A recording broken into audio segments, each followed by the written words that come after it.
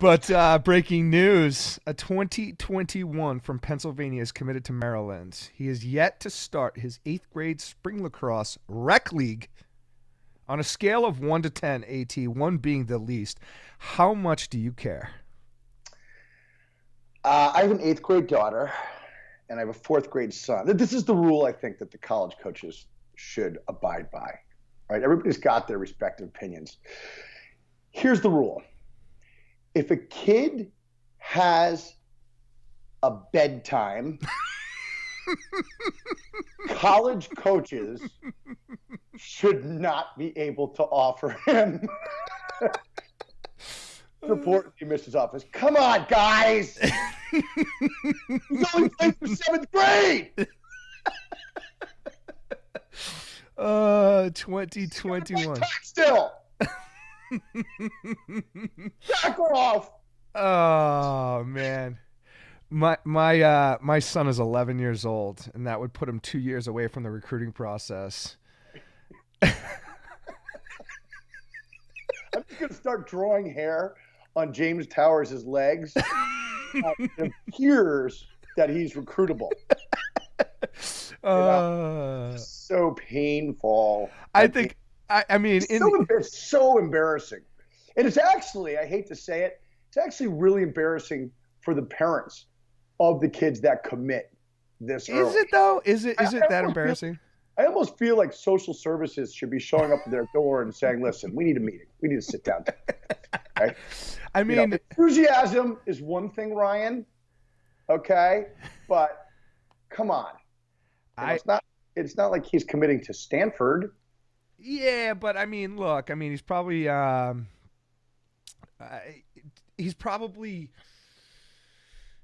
don't know. He's probably getting a ton of money. I have no idea. Maybe the kid put it this way, right? He commits to one of the best programs out there. Yeah. Does that program not feel like they won't still be able to get him when he's an 11th grader or a 12th grader? I mean, it's kind of a negative reflection on the confidence that program has in themselves as well. I mean, you honestly feel like unless you get him as an 8th grader, you're not going to get him? Well, I do believe, and this is like a recruiting kind of like philosophy, I do believe if you are first and you make an impact, he is least likely to decommit later. No matter what, the number of decommits has increased, say, exponentially over the last 2 to 3 years. Yeah. We've talked to Ty Zanders a few times on our show about it. However, those decommits, the number of decommits is still massively smaller than the overall number of commits. And so from that standpoint, if you get on them early and you get them to commit, the likelihood of them decommitting later is still very, very small. Now, it could happen. And so these programs are going early for that very reason. Look, we're going to lock them in now, and we're going to continue to recruit him for the next, now in this case, 5 years, up until he signs the letter of intent.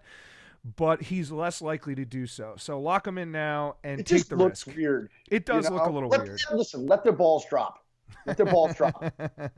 And then you can start to have conversations. But it's too bad. I mean, it's just too bad. Hopefully these guys will put the brakes on it in April. I think that the vote comes out in April. Is that right? Right? It does, but it doesn't. I really think for sure it's not going to pass. And I think a lot of it's due to the fact that, say, the mid-major schools want Maryland to do what they're doing.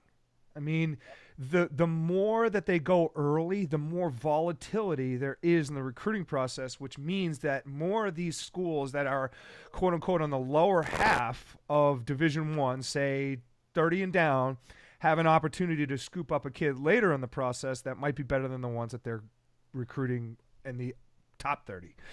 So I think that anytime that there's a unified decision in the IMLCA, immediately, whether the coaches agree or disagree with it, they're going to disagree so that there's no unified decision, because if you and I That have the keeps same people on top. that's right, exactly. And so, and it keeps the people on the bottom. And so any sort of unified decision, people are going to be like, no, I don't want it, because guys at the bottom want to work harder. They want to get on the road more, and they want to evaluate more.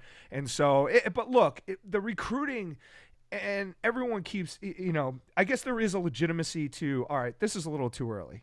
I get it. I have an 11-year-old. I understand. You have an 8th grader. You understand. It is a little too early, but in terms of the parity out there, don't be blaming it on the early recruiting. It has nothing to do with the early recruiting. It has to do with the fact that there are still 70 teams and now literally 100,000 high schools playing lacrosse across the country. There's just too many good players to pick from. But look, everyone's looking for the Deshaun Watsons and the Jameis Winstons, because that one recruit will get you a national championship. And there's no school out there that needs that national championship more than Maryland and John Tillman, because they have been to, I think, 9 of them and haven't been to one of them.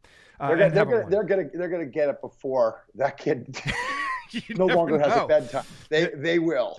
They're gonna get it before that kid gets there. But listen, it's almost like Donald Trump needs to come up and clean up the college lacrosse political swamp that seems to exist. If the people on the top are making decisions to keep them on top and keep the people on the bottom, then it's true. You need revamping. It's true.